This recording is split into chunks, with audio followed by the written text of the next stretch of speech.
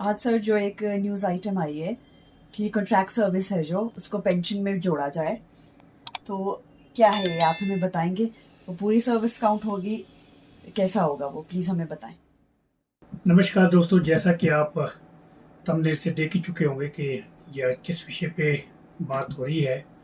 बहुत ही एक important judgement आई है ऑनरेबल कोर्ट ऑफ एचपी की। और ये जो है एक तरह से तोहफा है एम्प्लॉयज़ के लिए, पर्टिकुलर जो कॉन्ट्रैक्ट जॉब पे थे कि अब उनकी रिटायर सर्विस जो जुड़ने जा रही है पेंशन पर्पज़ के लिए। तो क्या है ये जजमेंट, मैं आपको ले चलता हूँ जजमेंट की तरफ से। मैं अभी 2-3 दिनों से थोड़ा सा अपने हेल्थ इशू की वजह से कुछ वीडियोज़ नहीं बना पाया, तो लेकिन फिर भी आप लोगों का सपोर्ट और सहयोग मिलता रहा, थैंक यू वेरी मच। काफ़ी वीडियो देखी जा रही है, रिपीट करके भी देखी जा रही है, पुरानी वीडियो भी देखी जा रही है, क्योंकि हर एक वीडियो इंपॉर्टेंट है, ये कभी भी किसी को भी जरूरत पड़ सकती है।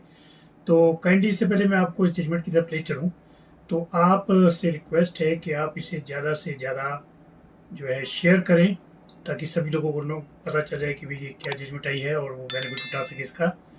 और लाइक करें, अपना फीडबैक दें, कमेंट दें कि मुझे और किस विषय पे बनानी है वीडियो का। और अगर कोई कमी आपको किसी मेरी वीडियो में दिखते है वो भी पॉइंट आउट करें, ताकि मैं और नेक्स्ट वीडियो में उसको इम्प्रूव करूँ।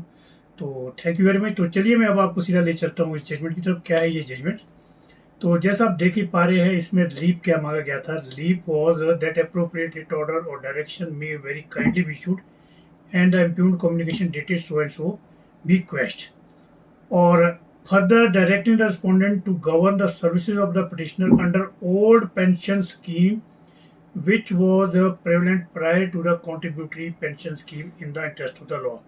तो विभाग को जो है पुरानी पेंशन नियम का लाभ देने के निर्देश दिए जाए, ये इस तरह की जो है इसमें रिक्वेस्ट की गई थी। तो इसमें फैक्ट्स क्या है, मैं ये आपको अभी ले चलता हूँ फैक्ट्स की तरफ।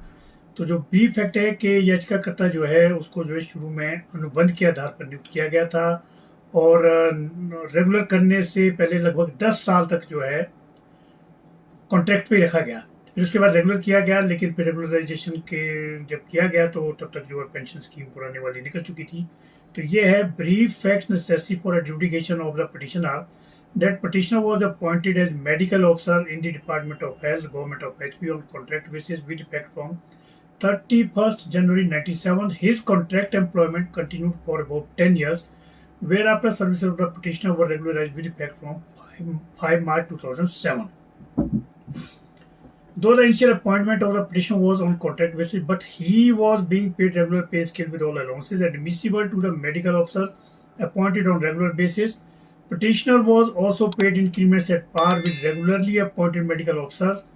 Noticeably, the initial appointment of the petitioner on contract basis was made after undergoing selection process in which he was interviewed by a duly constituted selection committee. As many as 34 medical officers were appointed on contract basis along with petitioner. तो ये जो है इसके जो main facts थे। In 2010, petitioner along with similarly situated medical officer were directed by the respondent to switch over to the contributory pension scheme, which was introduced by notification number so and so. Petitioner along with others approached this court by way of CWP number so and so 2010, raising challenge to the foresaid direction of the respondents by way of an interim order. Respondents were restrained from compelling the petitioner to join contributory pension scheme. Finally, CWP number was decided by the division bench of this court by judgment dated 30th November 2010, और उसमें जो है फिर ये इस तरह की direction दी गई थी। पटिशनर सुपरएनुएटेड ऑन 31 दिसंबर 2020 को वो जो है रिटायर हो गए, और फिर उसके बाद जो है उनको जो पेंशन नहीं मिली, तो उन्होंने जो है मेन कंटेंशन ये थी इस पिटीशन में। It has been contended on behalf of the petitioner that the initial appointment of the petitioner on contract basis was for 3 years, which came to be extended till expiry of about 10 years and was thereafter followed by regularization of his services. Petitioner was paid regular pay scale with all admissible allowances and increments as admissible in the case of regularly appointed medical officers. और फिर para 7 में जो है discrimination की बात कही है petitioner ने कि उनके साथ जो भेदभाव किया गया क्योंकि उनके वन सेवा को पेंशन के लिए नहीं गिना गया है। It is further submitted that the petitioner has served the respondents continuously for about 10 years prior to the date of regularization of his service. Therefore, he will be discriminated in case his services for the purpose of grant of pension is calculated only from the date of his regularization. और इसमें जो है main जो है para 10 में जो rule 13 है CCS pension rule 1972 का, उसको कोट किया गया है। मैं इसको पढ़ लेता हूँ। ये बहुत ही इंपॉर्टेंट है जो है इसमें रूल का जो प्रोविजन है वो है commencement of qualifying service subject to the provisions of these rules, कि जो क्वालिफाइंग सर्विस जो यानी कि पेंशन के लिए गिनी जाने वाली सर्विस कहाँ से शुरू होगी। Qualifying service of a government servant shall commence from the date he takes charge of the post to which he is first appointed either substantively और इन एन ऑफिशिएटिंग और टेम्परेरी कैपेसिटी। तो rule में बिल्कुल clear है, चाहे वो temporary basis पे officiating basis पे जिस दिन से वो चार्ज लेता है यानी कि ज्वाइन करता है ड्यूटी, उसी दिन से जो है उसकी सर्विस पेंशन के लिए मान्य होगी।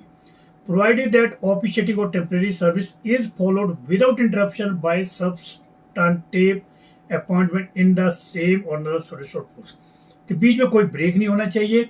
यानी कि मान लीजिए किसको कॉन्ट्रैक्ट पे लगाया है, टेम्परेरी लगाया है, ढॉक पे लगाया है और जो है उसके बाद इनको सीधा रेगुलर किया विदाउट ब्रेक, तो वो सारी सर्विस शुरू से लेकर पेंशन के लिए जुड़ेगी। ये है प्रावधान रूल का। बेस्ड ऑन दिस रूल जो है जो ऑब्जर्वेशन आई है वो ये है कि किसी कर्मचारी की क्वालिफाइंग सर्विस उसके कार्यभार ग्रहण करने की तिथि से होती है, जो कि पैरा 11 में है। 10 qualifying service of a government servant commences from the date he takes charge of the post to which he has first appointed either substantively और इन एन ऑफिशिएटिंग और टेम्परेरी कैपेसिटी। तो ये सारी ऑब्जर्वेशन की है, इतनी अच्छी एक जजमेंट आई है और इसके बेसिस पे जो है और एक पहले की जजमेंट का हवाला देने के बाद जो है जो ऑनरेबल हाई कोर्ट ने डिसीजन दिया है वो जो है in light of about discussion this petition deserves to be allowed and is accordingly allowed. The impugned communication dated 18 October 2021 next chapter 5 is quashed and set aside. Respondents are directed to consider the contractual service of the petitioner as a component of qualifying service for the purpose of pension under CCS Pension Rule 1972 and grant a pension strictly in terms of the CCS Pension Rule 1972 with effect from the date of its superannuation along with arrears within 6 weeks from today, failing which arrears shall entail interest at 12% per annum till the date of actual payment। तो ये एक बहुत ही important issue पे ये judgement आई है और ये क्या है ये जजमेंट मैं इसका रेफरेंस आपको देता हूँ, लेकिन उससे पहले मैं एक बार फिर आपसे रिक्वेस्ट करूँगा कि काइंडली आप ज़्यादा से ज़्यादा शेयर करें, अपना फीडबैक दें और जो है इसमें जो एक बेल आइकन है उसको दबाएं, लाइक करें और ताकि उससे जो है बहुत सारे लोगों को सर्कुलेट होए और जो बेनिफिशियल को मिले। तो चलिए अब मैं ये बताता हूँ कौन सी जजमेंट है और ये कब आया है डिसीजन। ये honourable high court of Himachal Pradesh का है, CWP नंबर 3841 ऑफ 2022 है और ये 19 अप्रैल 2023 को आया है। केस का टाइटल है doctor Umesh Kumar versus state of Himachal Pradesh और ये जो है ऑनरेबल डिवीजन बेंच का है और जो है the honourable MS justice Sabina acting chief justice, the honourable mister justice Satyen Vaidya जज है। तो ये जो है honourable miss MS justice Sabina जो एक्टिंग चीफ जस्टिस थे, ये इसी दिन उन्होंने ऑफिस अपना डिमिट किया है और इनकी ये जजमेंट थी लास्ट जजमेंट और हम इन्हें शुभकामनाएं देते हैं रिटायरमेंट के बाद की। और आप लोगों को कि भैया आप लोगों को ये काफ़ी काम आने वाली होंगी, तो आप भी अपने कमेंट सेक्शन में जरूर लिखिए, इस जजमेंट में अपनी शुभकामनाएं भी दीजिए।